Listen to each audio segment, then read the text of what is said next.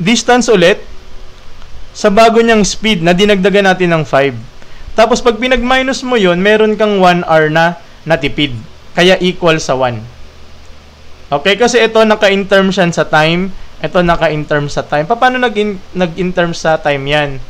Tingnan mo itong formula natin. Ang formula natin is D equals RT.